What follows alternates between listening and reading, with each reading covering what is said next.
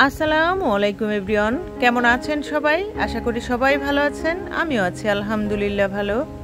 নতুন দিনের নতুন আরও একটা ব্লগ ভিডিওতে যশোরের মেয়ে হেনা চ্যানেল থেকে আমি হেনা আপনাদেরকে ওয়েলকাম করছি। প্রতিদিনকার মতো নতুন একটা ভিডিও নিয়ে আপনাদের সঙ্গে গল্প করতে চলে এসেছি। আজকের ভিডিওটা শুরু করেছি দুপুরের রান্নাবাড়া থেকে। আজকে ভিডিওটাতে একটু ভিন্নতা আনার চেষ্টা করেছি বা নিয়ে এসেছি, আর সেটা হচ্ছে আপনারা আমার সঙ্গে থাকেন, আমি আশা করি আপনারা বুঝতে পারবেন। আমরা যারা ডেইলি ব্লগ ভিডিও শেয়ার করি, প্রতিদিন কি করি না করি, ফ্যামিলির কোনো ভালো মন্দ সব কিছুই কিন্তু আপনাদের সঙ্গে শেয়ার করি। আজকের ভিডিওটা তো আমি শুরু করেছিলাম প্রতিদিনকার মতনই স্বাভাবিকভাবে, কিন্তু পরবর্তীতে সেটা একটু অন্যরকম হয়ে গিয়েছিল। যাই হোক, আমি কিন্তু প্রথমেই চিংড়ি মাছ দিয়ে ফ্রোজেন করা মিষ্টি কুমড়া শাক দিয়ে খুব সুন্দর করে শুকনো একটা চচ্চড়ি রান্না করে নিয়েছি, আর এটা কিন্তু খেতে অনেক ভালো লাগে। এখন আমি রান্না করব হচ্ছে পেঁপে দিয়ে ইলিশ মাছ দিয়ে। এই রান্নাটাও কিন্তু অনেক মজা হয়। আমি যখন রান্না করছিলাম তখন কিন্তু আমি বুঝতেও পারিনি যে এই রান্নাটা শেষ করেই আমার কিন্তু বাড়ির উদ্দেশ্যে রওনা দিতে হবে।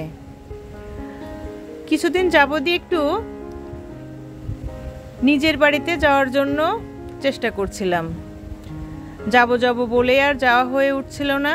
তবে হঠাৎ করেই কিন্তু আজকের ভিডিওটা আপনাদের সঙ্গে যখন শেয়ার করছি বা ভয়েস দিচ্ছি, তখন কিন্তু আমি গ্রাম থেকেই দিচ্ছি। দুপুরে রান্না শেষ করে খাওয়া দাওয়া করেই কিন্তু জানতে পেরেছিলাম যে আজকে রাতেই যেতে হবে, যার কারণে সেভাবে কোনো কিছুই আপনাদের সঙ্গে শেয়ার করতে পারিনি। ভিডিওটার শুরুতে যারা লাইক দিতে ভুলে গিয়েছেন, প্লিজ একটা লাইক দিয়ে আমার ভিডিওটা কন্টিনিউ করতে পারেন। আপনি যদি আজকে আমার চ্যানেলে নতুন হয়ে থাকেন, আমার চ্যানেলে বলা কোনো কথা কোনো কাজ যদি আপনার ভালো লেগে যায়, আপনি চাইলেই আমার চ্যানেলটা সাবস্ক্রাইব করে আমার সঙ্গে থেকে যেতে পারেন। পাশে থাকা বেল বাটনটি প্রেস করে রাখতে পারেন, যাতে আমি নতুন কোনো ভিডিও ছাড়লে আপনার কাছে নোটিফিকেশন চলে যায়। আপনি আপনার মূল্যবান সময় থেকে একটু সময় বের করে আমার ভিডিওটা দেখে নিতে পারেন। ইতিমধ্যে এই কাজগুলো যারা করে ফেলেছেন তাদেরকে জানাই অসংখ্য অসংখ্য ধন্যবাদ। আমি কিন্তু রান্না শেষ করে সব কিছুই টেবিলে দিয়ে দিয়েছি, আর এখন খুব মজার একটা ভর্তা তৈরি করে নিচ্ছি। ঘি দিয়ে কিন্তু যে কোনো ভর্তায় অনেক মজা হয়, আর সেটা যদি হয় আলু ভর্তা, তাহলে তো একদম জমে ক্ষীর হয়ে যাচ্ছে। খুব মজা করে আলু ভর্তা তৈরি করে নিয়েছিলাম। অনেক দিন পরে কিন্তু আলু ভর্তাটা তৈরি করেছি, আর এই তো একদমই রেডি। কে কে খাবেন চলে আসেন। সঙ্গে গতকালকের যে চিকেন রান্না করেছিলাম সেটাও কিছুটা রয়ে গিয়েছিল। একবারে কিন্তু টেবিলে সব কিছু দিয়ে সাজিয়ে নিয়েছি। এই যে খাবারটা কিন্তু বাসায় খাচ্ছি, পরবর্তীতে যে খাবারটা খাবো ইনশাল্লাহ সেটা হচ্ছে আমি আমার নিজ বাড়িতে গিয়ে তারপরে খাবো। আমরা যারা প্রতিদিন ভিডিওগুলো আপনাদের সঙ্গে শেয়ার করি, চেষ্টা করি যে একটা নির্দিষ্ট টাইমে ভিডিওটা আপলোড করার জন্য। আসলে অনেক সময় কিন্তু সেই জিনিসটা হয়ে ওঠে না। আমি ভেবেছিলাম যে আজকে আপনাদের সঙ্গে কোনো ভিডিওর ক্লিপসই শেয়ার করব না, কিন্তু আপনারা যারা আমার নিয়মিত আপু ভাইয়েরা আছেন তারা হয়তো আমাকে একটু খোঁজাখুঁজি করবেন, তো চিন্তা করলাম আপনাদের সঙ্গে একটু শেয়ার করি যে আমি আমার স্থানটা একটু পরিবর্তন করেছি অল্প কিছুদিনের জন্য। আবার কিন্তু আপনাদের সঙ্গে প্রতিদিনকার মতোই বাসা থেকে ভিডিও আপলোড করব। তবে এই 2-3টা দিন আমি কিন্তু আপনাদের সঙ্গে খুব সুন্দর সুন্দর কিছু ভিডিও শেয়ার করব। আমি আশা করি আপনাদের অনেক ভালো লাগবে। যেহেতু আমি রাত্রে বের হব, তার কারণে সন্ধ্যায় কিন্তু একটু সেমাই রান্না করে নিচ্ছিলাম। আর এই যে সেমাইটা কিন্তু আমার সেই প্রিয় বাটিটাতেই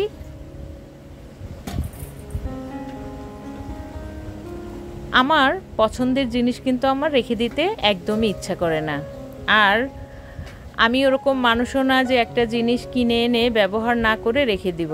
যতক্ষণ পর্যন্ত সেটা পুরনো না হবে আমি কিন্তু সেটা ব্যবহার করতেই থাকব। আজকে আমি যখন ভয়েস দিচ্ছি হয়তো অনেক আওয়াজ শুনতে পারেন বা হচ্ছে আমার ভয়েসটা অন্যরকম শুনতে পারেন। তার একটাই কারণ, আমরা যখন নিজের কাছের মানুষের কাছে আসি সবসময় চেষ্টা করি তাদেরকে নিয়ে হচ্ছে সুন্দর একটা সময় পার করার জন্য। আর যেহেতু ওনারা এই ভিডিওর রিলেটেড কোনো কিছুর সঙ্গেই পরিচিত না, যার কারণে নিজের কাছেও একটু সংকোচ বোধ করছিলাম। এখন যে ভিডিওটা দেখবেন এগুলো কিন্তু আমি বাড়িতে অলরেডি চলে এসেছি। আর এই তো দেখেন বাড়িতে এসেই কোথায় কি আছে আগে সেগুলো নিয়েই নেমে পড়েছি। গাছ থেকে পাকা বাদামি পেড়ে কিন্তু একদম ছুলে নিয়েছি আর এখন মজা করে ভর্তা তৈরি করে নিচ্ছি। অনেক ছোট ছোট ভাই বোন, চাচি, ফুপি, চাচা, মামা, মামি সবাই মিলে কিন্তু খুব মজার কিছু সময় পার করছি। অনেকগুলো বছর পরে কিন্তু আমি গ্রামের বাড়িতে এসেছি। আর এখানে আসার পরে এই সময়গুলো আসলে একটু একটু করে যদি বন্দি করে না রাখি তাহলে পরবর্তীতে কি শেয়ার করব আপনাদের সঙ্গে, আর আমার স্মৃতিটা বা কোথা থেকে পাবো। এই ভিডিওটা করাতে না আমার অনেক উপকার হয়েছে, কারণ আমি অনেক কিছুই এখন জমা করে রেখে দিতে পারছি। যাই হোক, এখন কিন্তু দেখেন মজার একটা দৃশ্য। কে কে সাঁতার কাটতে পারেন আমাকে কিন্তু কমেন্টস করে জানাবেন। আমি আজকে আমার ফুপির সঙ্গে সাঁতারের প্রতিযোগিতা দিয়েছিলাম। আসলে আমি যে সাঁতার কাটতে পারি আমি নিজেই সেটা জানতাম না। এত ভালো লাগছিল, কতটা সময় যে পুকুরে গোসল করেছি সেটা কিন্তু আপনাদেরকে বলে বোঝাতে পারবো না। যাই হোক, আমি হয়তো অল্প কিছুদিন আপনাদেরকে ঠিকমতো সাপোর্ট করতে পারবো না, চেষ্টা করব সব সময় ভিডিওটা চালিয়ে রাখার জন্য, ফুল ওয়াচ করে দেওয়ার জন্য, এবং ছোট্ট একটা কমেন্টস করে যে আমি আপনাদের পাশে ছিলাম সেটা জানিয়ে দেওয়ার জন্য। সবাই ভালো থাকবেন, সুস্থ থাকবেন। আল্লাহ হাফেজ, আসসালামু আলাইকুম।